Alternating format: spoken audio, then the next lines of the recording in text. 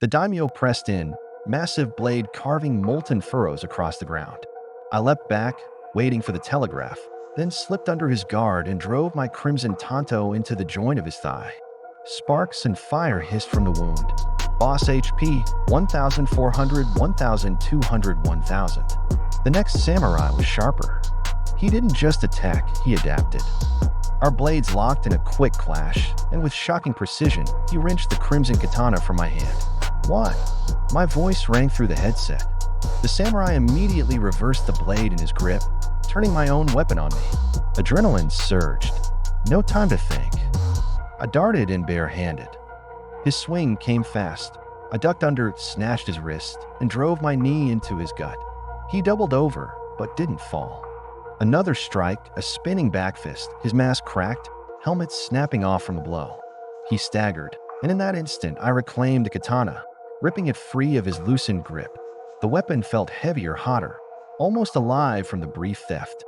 Not today, I growled, sliding back into stance. The daimyo swung again, massive blade carving a trench of molten rock.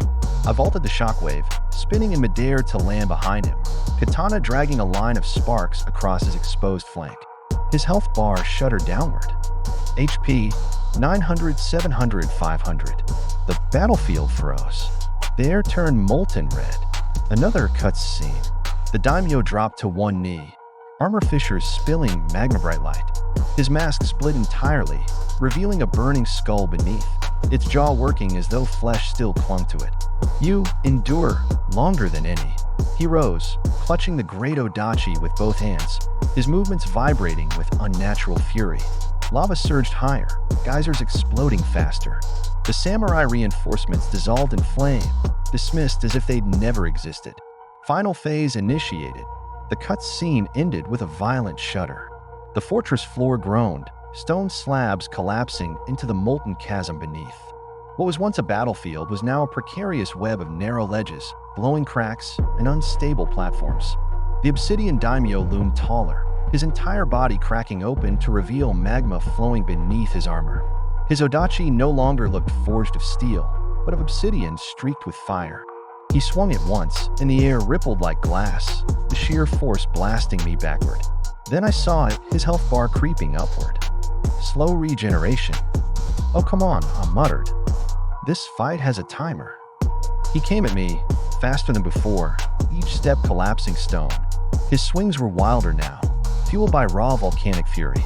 The predictable telegraphs were shorter, almost instant. He was stronger, faster, bigger. And if the floor gave way, I'd be swallowed whole. The first clash nearly ended me. His odachi slammed into my guard with such force it rattled my arms through the armor, shaking me to the core. I slipped out just in time to avoid a follow-up that shattered the ground where I'd stood. Lava geysers erupted. Magma pits widened. My breathing quickened. That's when it hit me. The black powder bombs. I yanked one free, the weight solid in my hand. I wasn't going to waste them on direct damage. The earlier phases proved they only chipped. No, I had to weaponize the arena. I baited the daimyo forward, backpedaling across a platform split by glowing fissures. He raised his odachi overhead, preparing a crushing downward strike. At the last second, I rolled sideways, dropped a black powder bomb into the crack, and sprinted. Boom. The fissure erupted, spewing magma upward like a cannon blast. The daimyo roared as fire engulfed him, his armor cracking wider, his health bar stuttering downward. HP 490, 420. I grinned despite the sweat stinging my eyes. This is it. Make the environment the weapon. The next few minutes became a deadly dance. I wasn't just dodging his blade. I was leading him, guiding him into traps. Every time he overextended, every time he planted his massive weight into the wrong spot, I tossed another bomb and let the volcano do my work. But the price was steep. My armor integrity dropped with every close call. One mistimed dodge and his blade clipped me, health minus 12%. Another eruption nearly swallowed me whole, health minus 8%. Still, his bar fell. HP 352, 180, 200. I only had 2 bombs left. The daimyo shrieked, voice like stone grinding against stone. his form growing even larger as molten veins pulsed across his frame. He actually leapt, from one collapsing platform to another, slamming down so hard the shockwave nearly hurled me into the lava. I threw my second-to-last bomb into a cluster of magma vents. Boom. They erupted in a chain reaction, blasting chunks of stone and fire into his chest. He stumbled, dropping to one knee, his bar flashing critical. HP 110. I exhaled hard, my last bomb trembling in my grip. The floor was gone in chunks now, only narrow pathways left between roaring rivers of molten rock. The daimyo rose, eyes burning white-hot, blade raised for one final charge. I sprinted, led him into the center platform, the weakest ground in the arena. At the last second, I hurled the final black powder bomb into the crack beneath him. Boom. The final bomb detonated, and the floor beneath the obsidian daimyo cracked wide open. The ground gave way. The daimyo roared, magma swallowing him whole. His health bar plummeted in one brutal drop, HP 110-0. He bellowed, a roar half-human, half-volcanic eruption, before plunging into the magma below. His burning skull mask vanished beneath the molten waves. The fortress collapsed behind me. Platforms fell away into the abyss, forcing me into a frantic escape sprint. My HUD flashed red as shockwaves chased me. The camera snapped into cinematic mode just as I dove onto the final surviving ledge. Silence. The lava calmed. The air shimmered with heat. Then the HUD pulsed. Boss defeated, Obsidian Daimyo. Loot acquired, Obsidian Odachi, heavy blade infused with volcanic energy. Attack boost plus 18%. Obsidian plate armor, gold and onyx variant, full set, 20% boost to all stats. Hidden function. Mystic flute, unique accessory. Unlocks hidden armor functions. Shadow clone summon, 2 charges per encounter, plus 160 stat points. Skill unlocked, environmental weaponization tier 1. My visor to display flickered. For a second, my avatar stood in darkness, the only light gleaming from the new golden onyx obsidian armor hovering in my inventory. When I equipped it, the transformation was instant, my old plating dissolving into black and gold flames before reforming as jagged obsidian plate, etched with glowing magma veins. The armor hummed with raw power, heavier than anything I'd worn yet, but balanced. Predatory. The stat boost was immediate. Numbers spiked across the HUD. 20% bonus, attack, strength, agility, durability, speed. Then came the hidden function. The mystic flute materialized in my hand, sleek, carved from black stone, faintly glowing. A tooltip blinked into view. Mystic flute activated, hidden function unlocked. Ability. Shadow clone summoned 2x. Summon 2 autonomous shadow clones for 3 minutes. Mimicry rate, 60%. My jaw tightened under the visor. Oh, shadow clones? Curious, I blew a single low note into the flute. Whoosh.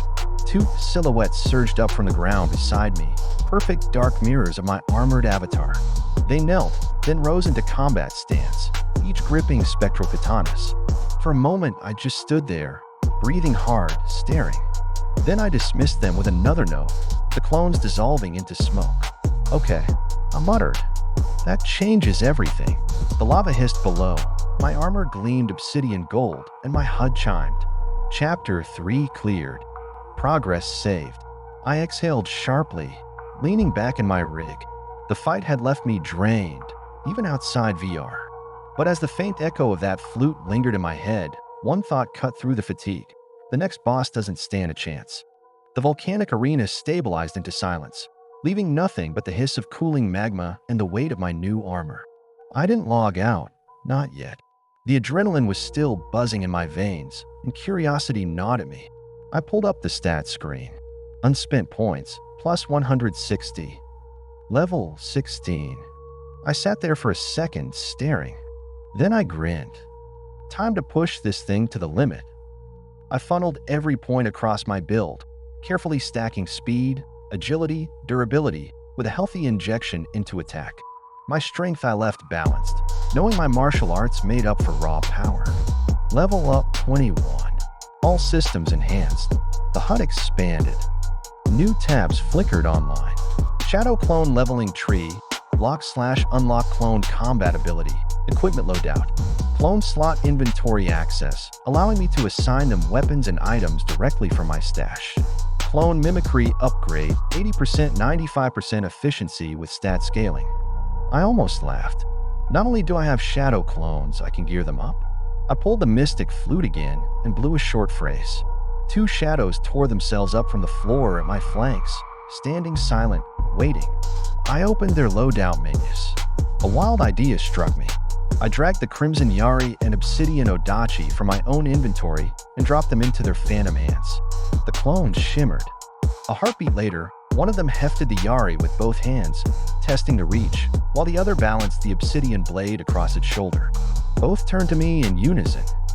"Oh, holy heck," I whispered. I sent them into a nearby pack of respawned weak ninjas. What followed was beautiful carnage. My Crimson Yari clone skewered enemies through walls. The Odachi clone cleaved 3 apart in one swing, while I flanked and cleaned up. It wasn't even a fight, it was a massacre. Loot reigned. Shuriken, Toranako, Kuzurigama. Odd trinkets that hinted at side quests. Most of it low tier, but one drop stopped me cold. Loot acquired Onyx Shuriken set, plus 8% crit chance when equipped. That'll go nice with the clones, I thought.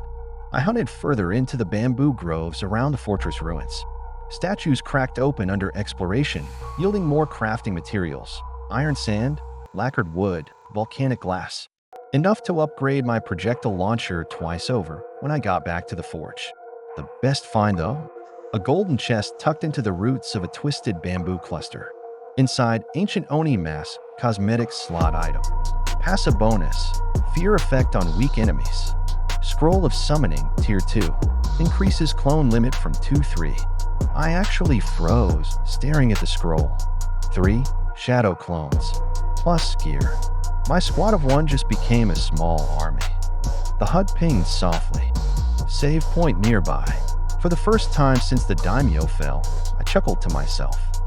I whistled the flute one last time, watching my clones shimmer at my sides like loyal phantoms, then save progress. I wasn't done looting. Not by a long shot. But with level 21 unlocked, clones armed, and the Oni mask grinning back at me from inventory, I knew the real test wasn't going to be the game. It was going to be the look on the devs' faces when I logged out. The visor lifted, hissing as the VR pod cracked open. My eyes burned from the brightness of the lab's overhead lights, but the first thing I saw was the wall of faces staring back at me. Sub was on his feet, pointing at the monitor like a kid at Christmas. Yes, finally, somebody found it. His voice practically shook the glass. I knew that golden chest wasn't a waste of time to code in. Everyone told me, "Sub, nobody will grind that deep. Nobody will crawl through the bamboo groves for 2 hours looking for trash loot." And what happens? Boom. Oni mask. Clone scroll. Jackpot. He spun on me, grinning. Man, you don't even know how rare that drop is. I shoved that in like a fever dream at 3 a.m. and never told anybody. Not even Dev. And you, he pointed again, practically dancing, you just tripped over it like it was nothing.